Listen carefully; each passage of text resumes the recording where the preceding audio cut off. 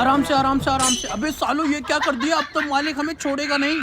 अबे फुल्लू तेरे साथ काम करने में मुझे बहुत मजा आता है। अरे मालिक मैं कारीगर ही इतना अच्छा हूँ। अबे साली ये क्या कर रहा है, तुझे यहाँ से ईंट लाने के लिए किसने बोला? सारा काम खराब कर दिया। हाँ हाँ, और पीछे और पीछे और पीछे और बस रुक जा रुक जा। सबे साले पूरी दीवार गिरा दी तूने। एक काम ढंग से नहीं होता।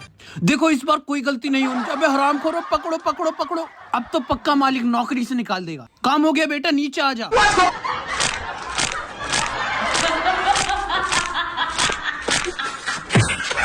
अरे हरामखोर, मेरी उंगलियों का तो भरता बन गया। चलो ना पापा, तुम तो फालतू में टेंशन ले रहे हो।